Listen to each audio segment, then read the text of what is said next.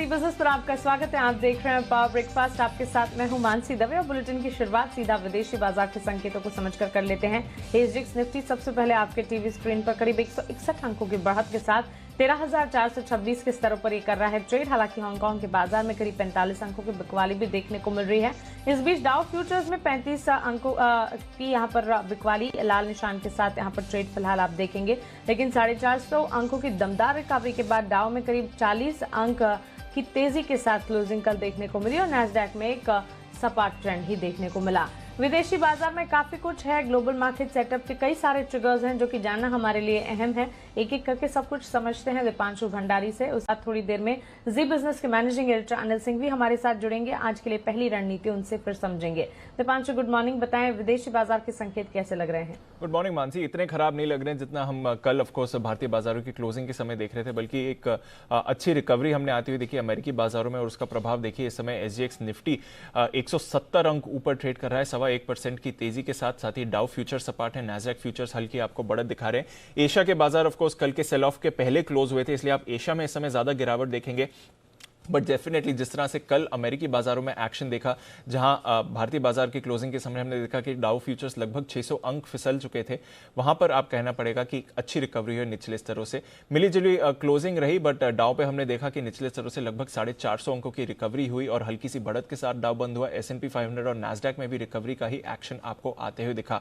नए वायरस के स्ट्रेन का डर जरूर है, पर कुछ बयान आते हुए दिखे हैं जिसकी वजह से बाजारों को सहारा मिला। एक तो WHO कह रहा है कि यस, ये जो नया वायरस है ये ज्यादा तेजी से ट्रांसमिट होता है, तो उसका डर है कि ये काफी तेजी से फैल सकता है।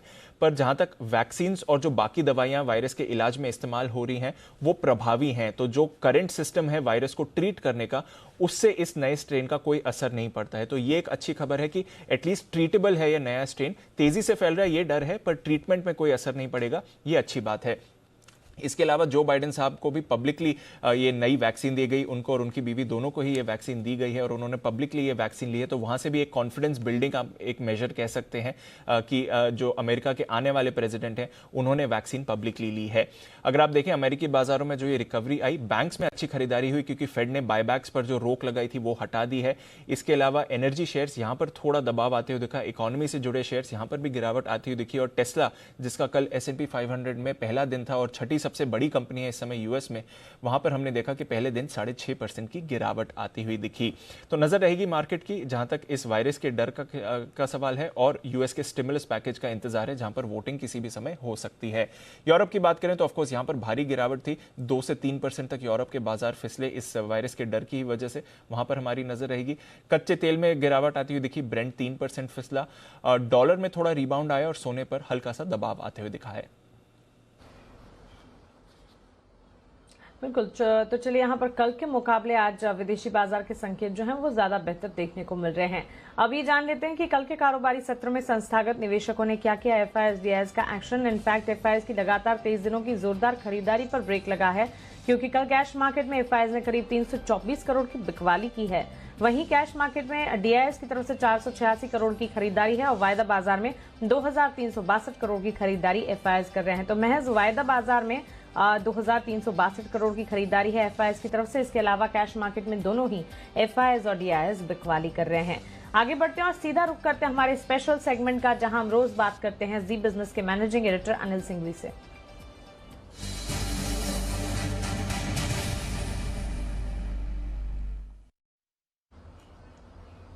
Anil sir, good morning. विदेशी बाजार के संकेतों को आज कैसे समझे? भारतीय बाजार पर बैंक निफ्टी के लिए रणनीति क्या होगी फिर? Good morning Mansi. देखिए, इससे बेहतर संकेतों की आप उम्मीद कर नहीं सकते। जब भारतीय बाजार बंद हुए तो करीबन 300 साढ़े 300 पॉइंट डाउ फ्यूचर्स नीचे ट्रेड कर रहे थे और उसके बाद देर शाम तक तो 500 पॉइंट के आसपास की भी गिरावट थी और खुले भी खराब। लेकिन जो स्मार्ट रिकवरी आई है निचले स्तरों से वो काबिल तारीफ है और वही आपको एसजीएक्स निफ्टी में भी दिख रहा है। एक चीज तो ये, दूसरी चीज अच्छी जो है वो ये कि एफआईएस की तरफ से आंकड़े बुरे नहीं है। ठीक है, इतने दिनों की खरीदारी पर ब्रेक लगा, लेकिन मुश्किल से 200-400 करोड़ रुपए की बिकवाली है, जो कि बहुत ही छोटी है। कहीं कोई डर और घबराने वाली बात नहीं कि ऐसा नहीं कि एफआईएस ने बहुत तेजी से बेचा हो, तो फिर बेचा ट्रेडर्स ने है और उसकी की वजह से आप देखिए पुटकॉल रेशियो काफी तेजी से नीचे आया, 1.12 के आसपास, यानी कि बाजार हल्के भी हो चुके हैं। जो एक्सेस लॉन्ग पोजीशन जरूर से ज्यादा तेजी की पोजीशन बनी हुई थी ट्रेडर्स की, जो संभली नहीं, तो पहले झटके में वो पोजीशन कम हो गई, खत्म हो गई, तो बाजार हल्के भी हो चुके हैं। और हल्के बाजार के लिए थोड़ा वापस से ऊपर उठने में और तेजी होने में आसानी रहती है। तो ये सारे फैक्टर्स हैं जो भारतीय बाजारों में एक अच्छी करेक्शन की जो जरूरत थी, वो करेक्शन पूरा करके फिर बाजार में थोड़ी मजबूती देंगे। लेकिन मजबूती किन लेवल्स के ऊपर आपको मानना है कि वापस से बाजार तेजी के मूड में आ गए, उसके लिए मानसिक जरूरी है कि निफ्टी वापस से 13,500 13,550 की रेंज को पार करके ऊपर बंद हो। एक बार 13,550 के ऊपर की क्लोजिंग मिली तो आप ये मानिए कि एक रनिंग डायरेक्शन का खत्म हो गया और फिर से तेजी बनेगी। तो आज के लिए ऊपरी रेंज में जो मानकर चल रहा हूँ वो 13,500 13,550 के आसपास की है। लोअर साइड पर 13,050 13,150 बहुत ही स्ट्रॉन्ग सपोर्ट के तौर पर काम करेगा निफ्टी के लिए। बैंक निफ्टी का जहां तक सवाल है, 29,050 29,200 की रेंज बैंक निफ्टी के लिए वो रेंज होगी जहां पर बैंक निफ्टी सपोर्ट लेने की कोशिश करेगा निचले स्तरों पर। और ऊपरी स्तरों पर बैंक निफ्टी में भी अगर आप देखें तो 30,000 30,200 ये रेंज है जहां पर हल्की रुकावट है। अब एक बार फिर से बैंक निफ्टी 30,200 को पार करके टिके तो ये मान के चलिए कि करेक्शन पूरा हो गया और फिर से खरीदारी होगी। तो इन दो लेवल्स पर ऊपर की तरफ नजर रखिए जिससे कि बाजार के डायरेक्शन का आपको अंदाजा लग जाए। लेकिन एक बात है, एक अच्छी खासी रिकवरी बाजार में आज आनी चाहिए। मजबूत शुरुआत, उसके बाद रिकवरी, और रिकवरी के बाद थोड़ी वॉलेटिलिटी, ऊपरी स्तरों पर हल्की प्रॉफिट बुकिंग आने की संभावना भी रहेगी, क्योंकि कल जो झटका लगा है जोर से, उसके बाद ट्रेडर्स थोड़ा अपने प्राइसेस आने पर हल्का होने की कोशिश भी करेंगे, तेजी की पोजीशन कम करने की कोशिश भी करेंगे। तो मजबूत शुरुआत, थोड़ी और बढ़त, और उसके बाद ऊपरी स्तरों पर मुनाफा वसूली, ये शायद आज का दिन का ट्रेड सेटअप रहना चाहिए। बिल्कुल अनिल सर, शुक्रिया ट्रेडिंग रेंज और सेंटिमेंट हमें समझाने के लिए। और सुबह सुबह सबसे अच्छी बात अब यही सुनने को मिल रही है कि आज मजबूत शुरुआत की गुंजाइश है और साथ ही उसके बाद भी काफी सारे मौके हर तरफ मिलते हुए भारतीय बाजार में देखने को मिलेंगे। ट्रेडिंग रेंज की अगर बात करें 13,550 के लेवल्स का इंतजार करें। ये लेवल्स अगर बाजार देख लेता है तो किसी भी तरह का डर जो है वो बिल्कुल खत्म होता हुआ दिखेगा। सपोर्ट जोन्स की अगर बात करें 13,050 से 13,150 के दायरे को मानकर चले आप। निफ्टी के लिए सपोर्ट जोन्स के तौर पर ये काम करेंगे। वहीं 13,500 से 13,550 ऊपरी रेंज होगी। बैंक निफ्टी की अगर बात करें 29,050 से 29,200 इस दायरे को मजबूत सपोर्ट जोन्स के तौर पर आप मानकर चले। वहीं 30,000 से 30,200 ये बैंक निफ्टी के लिए ऊपरी रेंज होगी जिस पर आपको ध्यान रखना है। अब जान लेते हैं खबरों के दम पर कहां पर एक्शन देखने को मिलेगा दीपांशु से। दीपांशु बताएं। अहम ट्रिगर्स है आज के लिए। एक तो प्री बजट जो बैठक है वो आज खत्म हो जाएंगी। आज आखिरी बैठक होने वाली है एग्रीकल्चर एग्रो प्रोसेसिंग इंडस्ट्री के साथ, और फिर ये सारी बैठकें जब खत्म होंगी तो एक प्रेस रिलीज भी आएगा सरकार की तरफ से किस तरह की चर्चाएं हुई हैं, तो वहां पर नजर रहेगी बाजार के सेंटिमेंट के। अगर आप बात करें तो मजेस्को, अगर आपको डिविडेंड में हिस्सा लेना है या फिर डिविडेंड में हिस्सा नहीं लेना है, तो अगर शेयर की खरीदारी बिकवाली करनी है तो आज आखिरी दिन है, क्योंकि रिकॉर्ड डेट 25 तारीख का है जो कि मार्केट हॉलीडे, तो इफेक्टिवली 24 तारीख है, तो आज आखिरी दिन है। वैसे जी बिजनेस की राय अनिल जी ने आपको कहा है कि अगर आप शेयर होल्ड नहीं करते हैं तो फिर नहीं खरीदारी करिए और अपने टैक्स लायबिलिटी के हिसाब से ही आप डिविडेंड में पार्ट लें। मिसेस बेक्टर्स फूड आईपीओ, आज अलॉटमेंट ऑफ शेयर्स होने वाले हैं तो वहां पर नजर रखिए। एंथनी वेस्ट हैंडलिंग, हालांकि कल मार्केट सेंटिमेंट खराब था पर ऑलमोस्ट 2 गुना ये आईपीओ भर चुका है। रिटेल की तरफ से 3.5 गुना एक सब्सक्रिप्शन आते हुए दिखा है। आज दूसरा दिन है और कल ये आईपीओ बंद होगा। वेंट छोटी कंपनी है पर यहां पर नॉन रिटेल इन्वेस्टर्स के लिए आज ऑफर फॉर सेल खुलेगा। प्रमोटर 4.5% हिस्सेदारी बेचने वाले हैं। फ्लोर प्राइस 2,200 रुपए पर शेयर का तय किया गया है और यहां पर प्रमोटर कार्बोरंडम यूनिवर्सल 2.5% हिस्सेदारी बेच रहे हैं और वेंट जीएमबीएच जो इंटरनेशनल इनकी पेरेंट है वो 2.37% हिस्सा बेचेंगे। हॉस्पिटैलिटी सेक्टर अनलॉक थीम और साथ ही जो लिकर स्टॉक्स है वहां पर आप फोकस करिए, क्योंकि कोरोना के चलते महाराष्ट्र के शहरी इलाकों में नाइट कर्फ्यू का ऐलान कर दिया गया है। आज रात 11 बजे से सुबह 6 बजे तक नाइट कर्फ्यू रहेगा और ये 5 जनवरी तक लागू रहेगा, तो इन स्पेसेस पर नजर रहेगी। M&M 2 खबरें हैं यहाँ पर। एक तो इनकी जो कंपनी की साउथ कोरियन सब्सिडरी है सैंगयोंग, उन्होंने बैंक्रप्सी डिक्लेयर कर दी है। कुछ दिन पहले एक डिफॉल्ट की खबर आई थी, कल मार्केट आवर्स में भी ये खबर आ रही थी कि शायद अब ये बैंक्रप्सी की तरफ जा रहे हैं और मार्केट बंद होने के बाद डिक्लेयर करी है इन्होंने बैंक्रप्सी। 600 करोड़ से ज्यादा का लोन बकाया है कंपनी पर और M&M की 75% हिस्सेदारी है। इसके अलावा पी फर्म एक्टिस और ब्रुकफील्ड एसेट महिंद्रा का जो ईपीसी और सोलर एसेट कारोबार है वहां पर हिस्सा खरीदारी की योजना बना रहे हैं, तो वहां पर भी नजर रखनी पड़ेगी। लगभग $50 करोड़ की ये डील हो सकती है। टाटा मोटर्स बाकी ऑटो कंपनीज की तरह ये भी जनवरी में अपने दाम बढ़ाएंगे। लुपिन यूएसएफडीए से रूफिनामाइड दवा को मंजूरी मिल गई है। ये सीजर्स को ट्रीट करने में दवा का इस्तेमाल होता है और यूएस में पिछले पिछले साल इसकी लगभग $125 मिलियन की सेल्स थी। NMDC ये अब अन्य मिनरल्स की माइनिंग के लिए इन्होंने करार किया है मिनरल एक्सप्लोरेशन कॉरपोरेशन के साथ। कई राज्यों में गोल्ड, सिल्वर, कोल, डायमंड, आयरन ओर की खोज के लिए ये करार किया गया है। NIIT लिमिटेड 24 दिसंबर को बोर्ड बैठक होने वाली है। बायबैक पर फैसला लिया जाएगा। बिरला सॉफ्ट कल एक बड़ी बल्क डील हुई थी। यहां पर कुछ नाम सामने आए हैं। इन्वेस्को म्यूचुअल फंड ने 20 लाख शेयर्स खरीदे हैं। आदित्य बिरला सन लाइफ म्यूचुअल फंड ने 20 लाख शेयर्स खरीदे हैं। ICICI प्रू MF ने भी 20 लाख शेयर्स खरीदे हैं और अकासिया पार्टनर्स ने लगभग 67 लाख शेयर्स कल। ब्रेक के बाद स्वागत है आपका। कुछ इंपॉर्टेंट ट्रेडिंग कॉल्स अब जान लीजिए। हमारे पास कुल मिलाकर 5 कॉल्स हैं। सबसे पहले चॉइस ब्रोकिंग से शुरुआत करते हैं। RBL बैंक पर खरीदारी की राय ये दे रहे हैं। 800 के लक्ष्य को ध्यान में रखा जाए। 749 का स्टॉप लॉस लगाइएगा। आनंद राठी सिक्योरिटीज की राय HDFC लिमिटेड और TCS पर है। HDFC लिमिटेड 2470 के टारगेट्स को मानकर चलें। 2385 का स्टॉप लॉस लगाएं। वहीं TCS 2880 के टारगेट्स को मानकर चलें। 2785 का यहां पर स्टॉप लॉस लगाना चाहिए।